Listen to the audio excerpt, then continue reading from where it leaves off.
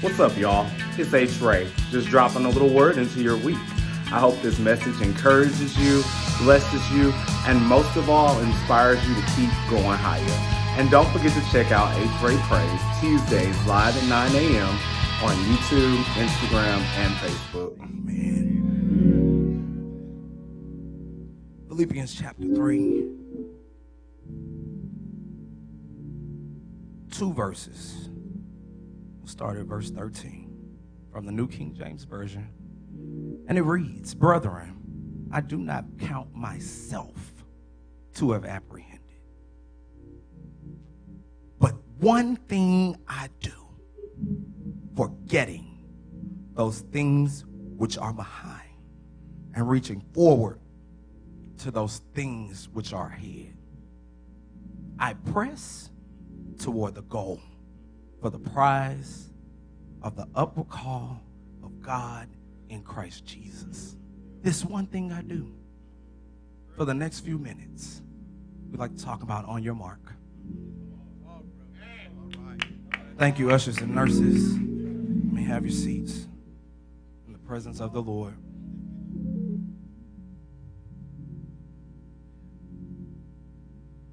I love the book of Philippians. It's one of my favorite books in the Bible because it's a good mixture of encouragement and rebuke. Encouragement we like. Rebuke, not so much. When somebody tells us something that we don't agree with, or they want to put us in our place, or we think they're putting us in our place, we don't like it. But the book of Philippians shows us what to do when a church is in transition.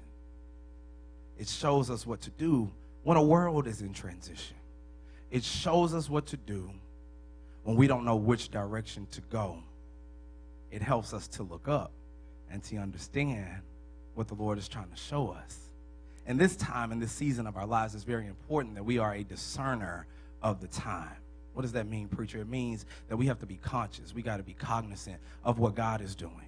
The world is doing a lot, but what is God doing? What is God saying? And how do we use that for our benefit so that we get the most out of this season? And not just that we get the most out of this season, but that we are the most impactful that we can be in this season. We have to be a discerner of the times. We have to know what's going on. We have to be sensitive to the move of God, because if we're not, then we'll get too caught up in what used to be and we'll get stuck there. Or we'll try to run too fast to what's coming next, and we'll miss what the lesson is right here where we are. We have to be a discerner of times. We're in a season where God is revealing the hearts of his people, and he's showing us some things, and sometimes it's not pretty. Sometimes it's not good. We always like to say, see my heart, hear my heart. Hey, let's go along and get along. No, the time is out for that. Because this is a time where God is calling his people back to himself. And just like the brothers sang this morning, if you're going to really go back to God, you got to declare war on the enemy. You got to declare war on everything that's trying to attack your destiny. You've got to declare war on everything that's going to tell you that you cannot be greater than you are right now. You've got to attack everything that's coming against you to tell you lies, to say, you shouldn't be doing that. You shouldn't be going there. You should keep your mouth closed. No, this is not the time. This is not the time. I told my brother this morning, this is not the time to be silent. This is not the time to sit down and take it. The kingdom suffereth violence, but the violent take it by force. It's time to stand up and get active. The church has been asleep for too long. And I'm not just talking about South Union. I'm talking about the universal church. We as believers have been asleep for too long.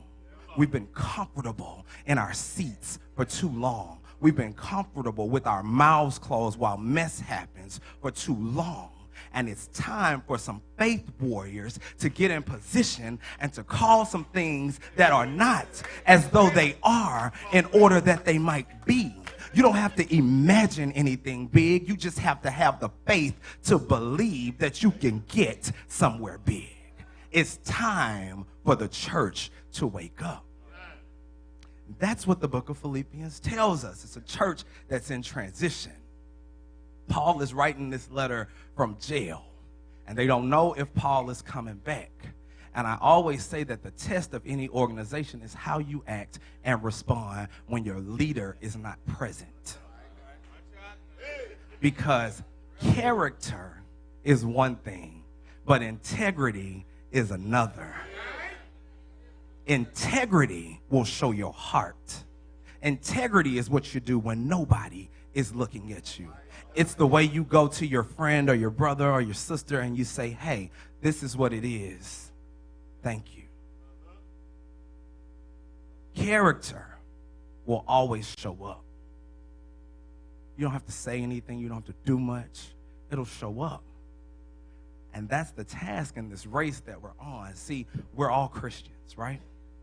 And we all have different characters. And the book of Philippians shows us how to take those characteristics, put them together, and mesh them together to benefit the good of the whole so that we see total productivity. It's time for the church to wake up. And so Paul in this text paints a picture of a race. He uses a race because it was a significant game of the time. It was something that the people enjoyed, and so it was easy to parallel lives to a race. And so when we look at this text, he begins to tell us some things about running the race. See, in chapter 1, he just tried to get the church together. He was like, let me just set y'all up on the right firm foundation. This is about Jesus Christ. This is what it is. In chapter 2, he came to the church. He said, y'all need to be united. Y'all need to stay together. Do some things for yourself, but stay together. And here we are in chapter 3, that he's giving instructions strategically on how to finish the race. And so that's where we find ourselves in the text. See, before the race can even begin, there has to be some preliminary things that can happen. The first thing any good athlete is going to do is go work out.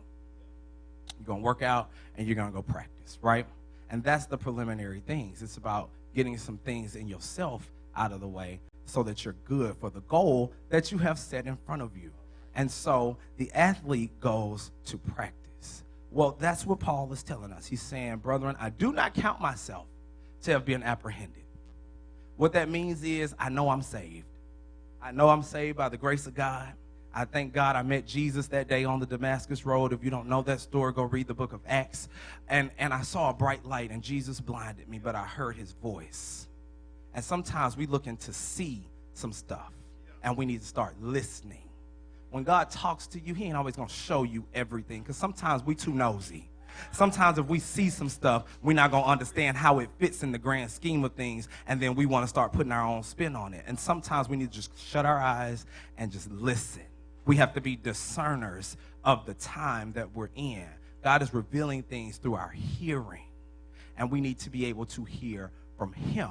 And so he begins to set us up on this race, and he says, I've not been apprehended. See, before you can even begin a race, before you can get yourself together, you got to realize and admit, I don't have it all together. Yeah, I met Jesus. Yeah, I'm walking this thing out. Yeah, I'm trying to run this race called life, but I do not have it all together. I was mentoring somebody the other day, and what I told them was togetherness is a state of mind, because you will never have it all together. There have been studies done. You can talk to the richest people in the world, and their biggest fear is that they will go broke, because you will never have it all together. If you had it all together, there would be no need to trust in the Lord with all your heart and lean not to your own understanding, and in all ways acknowledge him, and he'll direct your path. You would need him to direct your path if you had it all together. So the first thing we admit in prelims is, I don't have it all together. I don't know if I'm fit for the fight or the race that I'm about to run. But I know that even if I'm not fit, if I have the faith, then I can run it. And so I go to practice. And so then what becomes the practice? Paul says, I count myself to not have been apprehended, but this one thing I do. Sometimes we get focused on big pictures. I'm a big picture thinker. If you give me a big picture and some bullet points, I can take it, I can put my thing on, and I can run with it. If you give me a set of solid instructions and say, follow this A, B, C, and D, I'm going to have a problem with it. I'm going to get through it, but I'm going to have a problem with it. And the thing about it is, sometimes we're too focused on the big picture and the end result that we miss some steps along the way.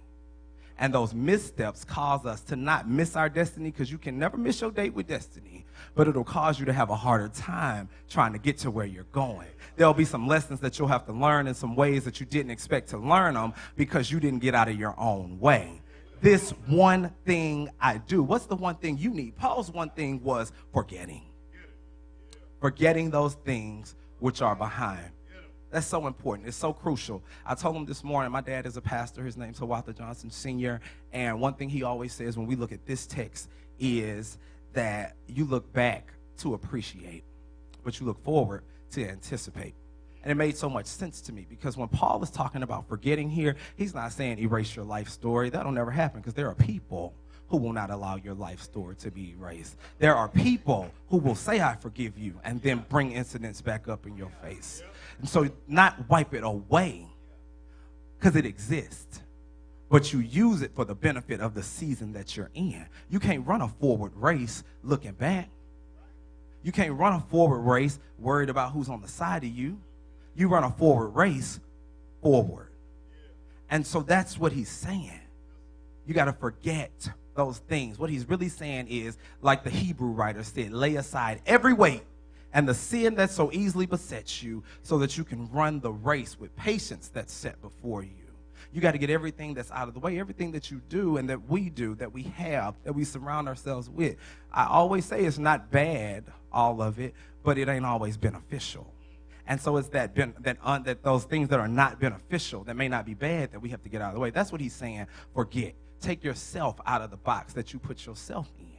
And when you stop looking at yourself one way, it doesn't matter who's looking at you that way. It matters that you know what your forward goal is, and you forget those things that are behind you so that you can look at what's ahead of you. This one thing I do, forgetting those things which are behind. So if I'm not supposed to wipe it away, what am I supposed to do? I'm supposed to use it. Because everything that I've been through prepares me for where I am right now.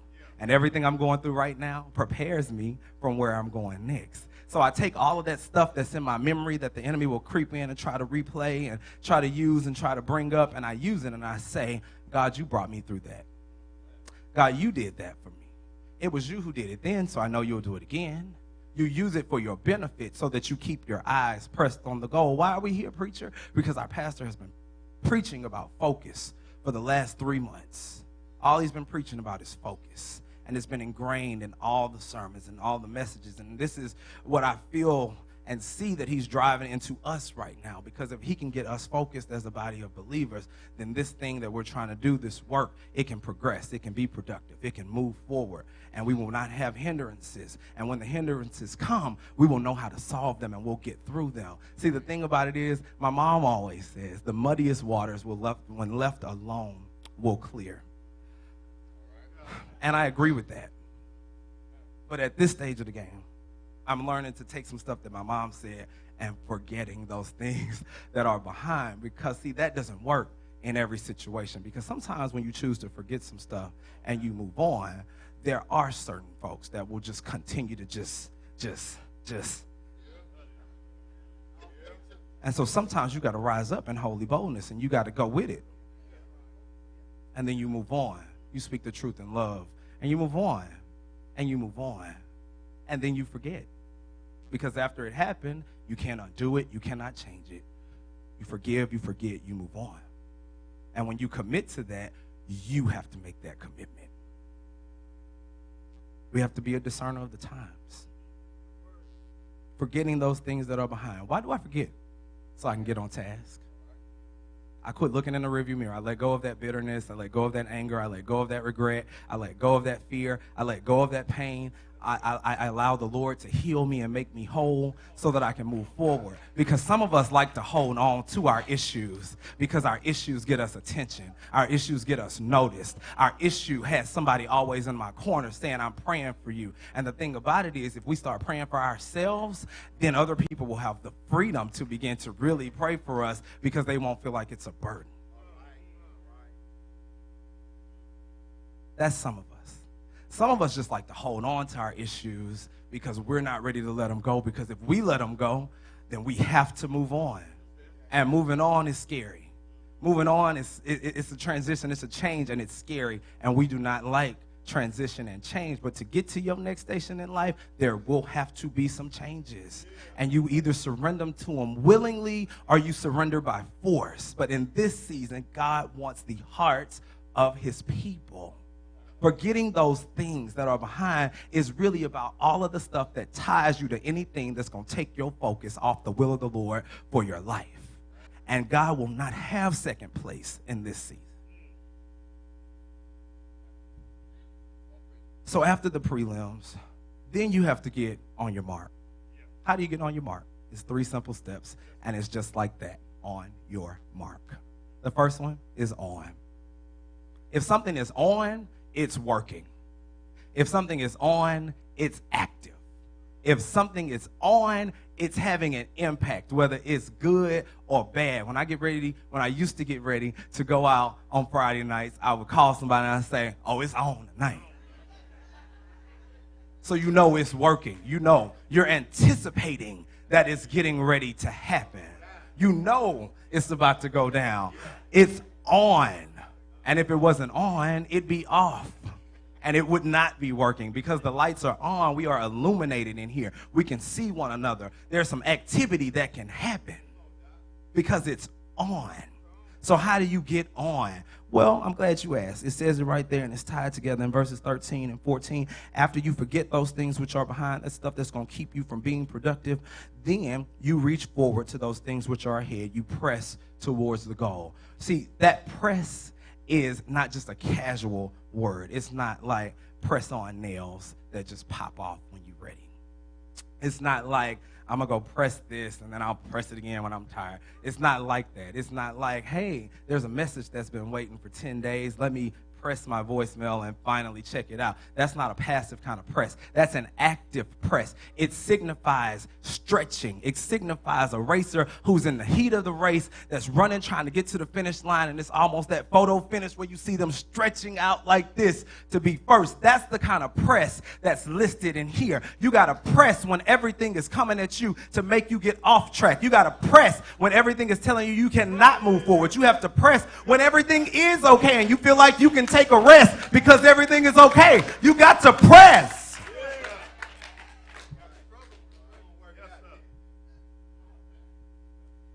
See, the thing is, it tells us where to press. I press towards the goal.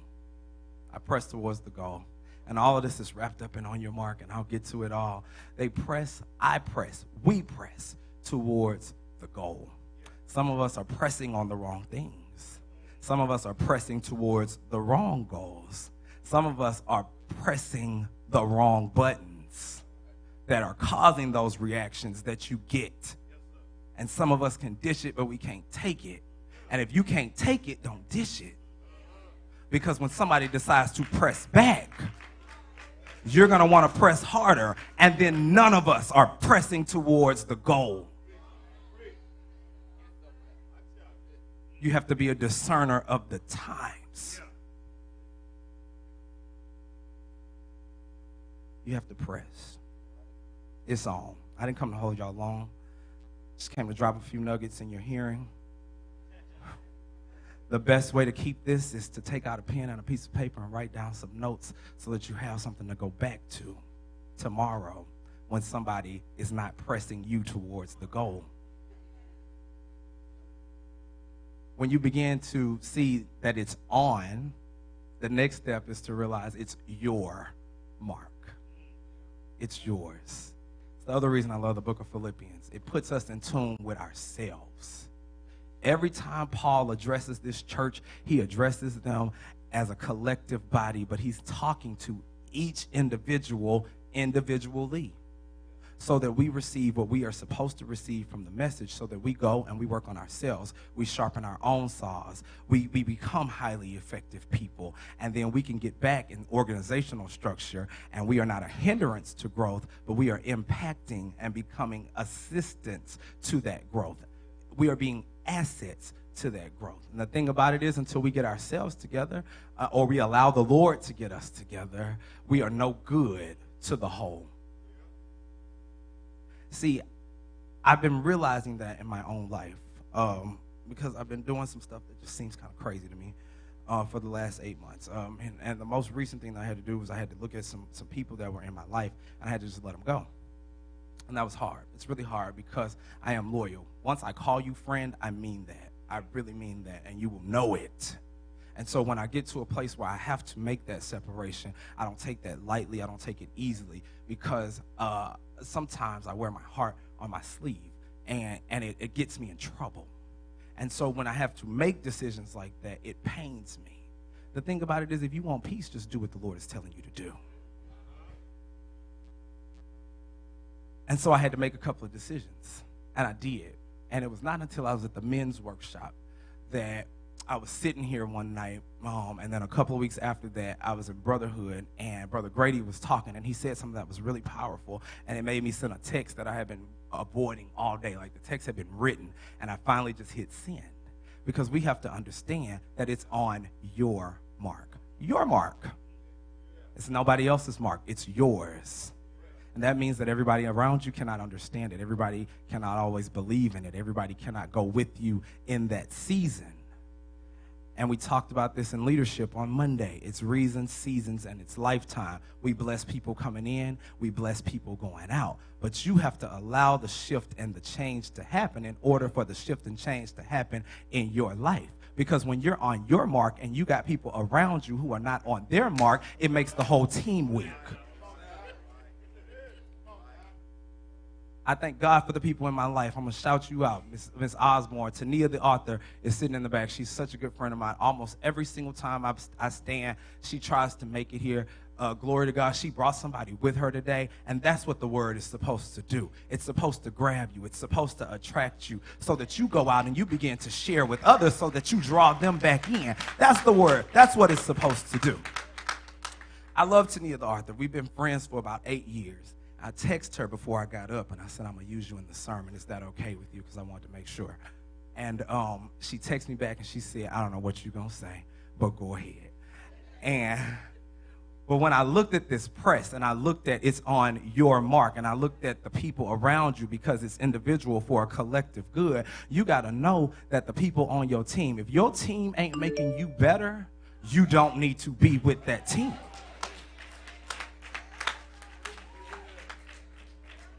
In turn, if your team is not allowing you to have influence and make them better, that does not need to be your team. You pray for the hearts of people and you move on. Tania, the author, told me this in 2010. We worked at the same school. And now don't get me wrong, we've had our share of things in our friendship in the last 8 years, and the Lord has saw fit to keep us together, and I appreciate it because she's somebody that gets in my face and tells me when I'm wrong. And that's what we need. We don't like it, but we need it. And when she tell me, I stopped talking to her for a month. I almost didn't talk to her for a year one time.